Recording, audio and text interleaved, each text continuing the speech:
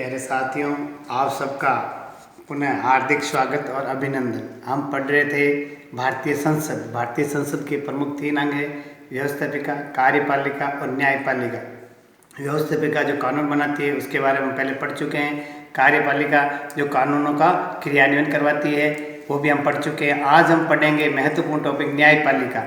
न्यायपालिका यानी जो कार्यपालिका और व्यवस्थापिका के द्वारा बनाए गए कानूनों का पालन करवाती है और उनके ऊपर नियंत्रण रखती है। तो प्रश्न बन सकता है आपका कि भारत का सर्वोच्च न्यायालय कहाँ है, हमारे सर्वोच्च न्यायालय के मुख्य न्यायाधीश कौन हैं, हमारे भारत के सर्वोच्च न्यायालय में कुल कितने न्यायाधीशों की संख्या होती है, न्यायाधीशों की क्या योग्यताएं होती हैं, कोलेजियम पद्धति क्या है और न्यायाधीशों की प्रमुख शक्तियाँ क्या क्या होती है। यानी जो न्यायपालिका है इसकी क्या क्या शक्तियाँ होती हैं और इनके क्या क्या अधिकार है, इसके बारे में आज हम विस्तृत पढ़ेंगे। सबसे पहले मैं बताना चाहूँगा, हमारे भारतीय संविधान के अंदर, मूल संविधान के अनुच्छेद 124 के अंदर, यानी संविधान के भाग 5 और अध्याय 4 में 26 जनवरी 1950 को हमारे सर्वोच्च न्यायालय की स्थापना की गई थी। आ सकता है प्रश्न कि सर्वोच्च न्यायालय कहाँ है? नई दिल्ली में। तो आपको ध्यान रखना है, भारत का सर्वोच्च न्यायालय नई दिल्ली में है।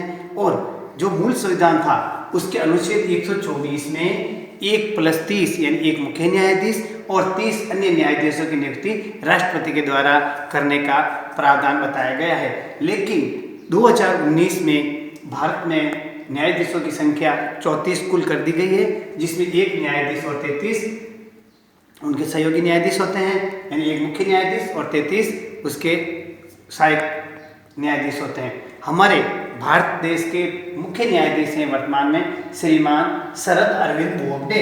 1 नंबर का प्रश्न बन सकता है कि भारत के मुख्य न्यायाधीश का क्या नाम है? श्रीमान शरद अरविंद बोबडे। अब इनकी नियुक्ति पद्धति एक विशेष तरीके से होती है जिसे कोलेजियम पद्धति कहते हैं। कोलेजियम पद्धति क्या है? भारत के मुख्य न्यायाधीश और सर्वोच्च न्यायालय के 4 न्यायाधीश का एक समूह मिलता है और वो समूह राष्ट्रपति को अन्य न्यायालयों में या सर्वोच्च न्यायालय में न्यायाधीशों की नियुक्ति के जो प्रस्ताव देता है, नाम देता है, वही कोलेजियम पद्धति कहलाती है।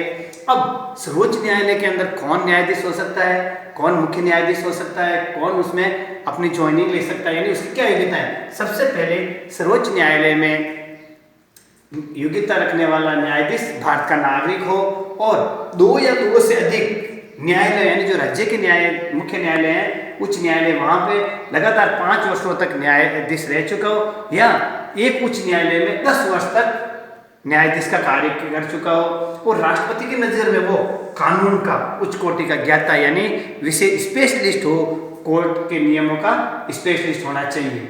अब एक होता है महाभियोग। जैसे हमने राष्ट्रपति का महाभियोग कहा है, यानी स्वयं हटता नहीं है, यदि कोई कदाचार कर लेता है तो उसको हटाया जाता है। तो यानी इसमें आएगा सर्वोच्च न्यायालय के महाभियोग के लिए उसकी आयु 65 वर्ष की उम्र होनी चाहिए ताकि वो अपने जो पद है वहाँ पे वो पदासीन रह सकता है। और यदि वो कहीं कदाचार करे, यानी दुर्व्यवहार हो, कहीं कुछ गलत काम कर दे, तो दोनों सदनों में, उच्च सदन और निम्न सदन यानी लोकसभा और राज्यसभा, दोनों के अलग अलग 2/3 बहुमत से वो प्रस्ताव राष्ट्रपति के पास भेजा जाता है और राष्ट्रपति उस प्रस्ताव के अनुसार महाभियोग लगाकर किसी भी न्यायाधीश या मुख्य न्यायाधीश, सर्वोच्च न्यायालय के मुख्य न्यायाधीश को हटा सकता है। वेतन भत्ते और सुविधाएं, यानी पहले लगभग 90,000 रुपये अपन के मुख्य न्यायाधीश को मिलते थे, लेकिन वर्तमान में 2,50,000। आ सकता है प्रश्न, मुख्य न्यायाधीश का कितना वेतन बनता है? 2,50,000। न्यायाधीश जो सर्वोच्च न्यायालय में उनके 2,25,000, जिनको पहले 80,000 मिलते थे। और रिटायरमेंट होने के पश्चात उनको पेंशन और ग्रेजुएटी पेंशन मिलती है। और भारत के द्वारा जो व्यवस्थापिका है और कार्यपालिका है, उनके द्वारा सर्वोच्च न्यायालय के जो न्यायाधीश और मुख्य न्यायाधीश है उनके वेतन भत्तों में बदलाव होता रहता है। अब देखो, उन्मुक्त यानी इनको जब न्यायाधीश अपने पद पे होता है उसमें उसको कोई उसकी आलोचना, उनके जो नियम है, जजमेंट है, उसकी कोई भी आलोचना नहीं कर सकता है। अब न्यायाधीशों पे प्रतिबंध क्या है?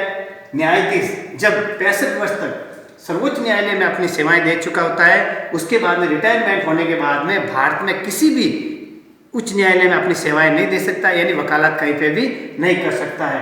अब मैं बता दूं न्यायाधीशों की शक्तियां, यानी न्यायपालिका की क्या शक्तियां हैं। न्यायपालिका की शक्तियां आपका अलग अलग तरह प्रारंभिक क्षेत्राधिकार। प्रारंभिक क्षेत्राधिकार क्या होता है? जिसके अंदर सुप्रीम जज यानी सबसे पहले जजमेंट होता है, फाइनल जजमेंट सुप्रीम कोर्ट का होता है। यानी कोई भी विवाद, जैसे किसी का भी कोई विवाद हो, दो राज्यों का विवाद हो, संवैधानिक विवाद हो, तो उसमें निर्णय जो माना जाएगा सुप्रीम कोर्ट का ही माना जाएगा। ये है प्रारंभिक क्षेत्राधिकार। प्रारंभिक संवर्ती क्या हो, क्या दो न्यायालय हो, यानी दो राज्यों के जो न्यायालय उनके विवाद और एक राज्य और सर्वोच्च न्यायालय का विवाद हो, तो उसके अंदर सबसे ज्यादा जो वाद है कौन से किसका निर्णय माना जाएगा, सुप्रीम कोर्ट यानी अपने सर्वोच्च न्यायालय के निर्णय को माना जाएगा। दूसरी शक्ति आती है अपीलीय क्षेत्राधिकार, यानी जो कोई भी अपना निर्णय ले, राज्य सरकार या कोई भी आदमी है किसी राज्य में उच्च न्यायालय के अंदर अपनी दलील देता है, लेकिन जब जजमेंट जाते जाते अंत में जो होता है फाइनल डिसीजन, यानी जिसे हम अंतिम न्यायालय, यानी जो अंतिम न्याय देने वाला है सबसे सर्वोच्च न्यायालय है। संवैधानिक 132 में जो प्रश्न है उच्च न्यायालय से संबंधित प्रश्न का भी संवैधानिक क्षेत्राधिकारी सर्वोच्च न्यायालय होता है। दीवानी यानी जो पहले 20,000 की राशि के जो मामले होते थे वो अब यानी 20,000 से कम राशि के मामले की सुनवाई भी वहाँ पे अपील उच्च न्यायालय में, सर्वोच्च न्यायालय में की जा सकती है।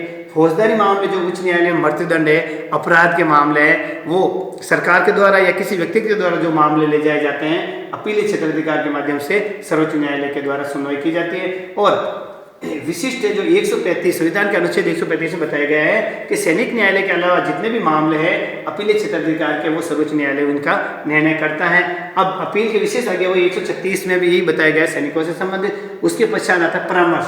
143 में बताया गया है अनुच्छेद में कि सार्वजनिक महत्व यानी अपने जैसे स्वयं स्वविवेक से भी सुप्रीम कोर्ट किसी फैसले के लिए अपना निर्णय दे सकता है। मौलिक अधिकारों की रक्षा के लिए भी सुप्रीम अधिकार को विशेष शक्तियां हैं, ताकि बंदी प्रत्यक्षीकरण, रिट जिसे बोलते हैं, ये कार्य भी मौलिक अधिकारों की रक्षा के लिए सर्वोच्च न्यायालय हमेशा तत्पर रहता है। और अभिलेख जो भी रिकॉर्ड से संबंधित संविधान के अनुच्छेद 129 में बताए गए उसे संबंधित सारी शक्तियां सर्वोच्च न्यायालय के पास होती है। न्यायिक पुनर्लोकन, परीक्षा में क्वेश्चन आ सकता है, न्यायिक पुनर्लोकन किसे कहते हैं। संविधान के अनुच्छेद 131 और 132 में कानूनों की वैधानिकता की जांच करने का अधिकार सर्वोच्च न्यायालय को दिया गया है। अब मैं बताना चाहता हूँ वैधानिक और संवैधानिक कानून क्या है कि यदि संघ सरकार और राज्य सरकारें अपने खुद के हित के लिए कोई भी जो संविधान का मूल अधिकार है, मूल कानून है, संविधान में व्याख्या किए गए हैं, उनको अपने हिसाब से तोड़ मरोड़ करके यानी अपने खुद के निजी फायदे के लिए उसके संविधान के जो मूल अधिकार है, मूल कानून है, उनके ऊपर अतिक्रमण कर लेते हैं और नए कानून बना लेते हैं, तो उस कानूनों को जो राज्य सरकार के द्वारा, किसी भी राज्य सरकार के द्वारा या किसी भी केंद्र सरकार के द्वारा कानून बनाया जाता है और उस कानून को अवैधानिक घोषित कर देना, ये ही न्यायिक पुनरावलोकन कहलाता है। सीधे शब्दों में किसी भी राज्य सरकार या केंद्र सरकार के द्वारा जो संविधान के मूल अधिकार है, संविधान पर अतिक्रमण जो कर ले के कानून बना लेता है, उस कानून को अवैधानिक घोषित करना ही न्यायिक पुनरावलोकन कहलाता है। ये महत्वपूर्ण मैंने आपको बताया न्यायपालिका के बारे में। वापिस आपको बताया सर्वोच्च न्यायालय दिल्ली में मुख्य न्यायाधीश श्री शरद अरविंद बोबडे और कुल न्यायाधीशों की संख्या वर्तमान में एक मुख्य न्यायाधीश और 33 न्यायाधीश यानी 34 2019 के अनुसार। फिर इसके बाद आपको मैंने बताया योग्यता के बाद संबंधित कॉलेजियम पद्धति, महाभियोग और इनकी प्रमुख शक्तियां। इस प्रकार आपके एक प्रश्न बन सकता है। साथियों नमस्कार।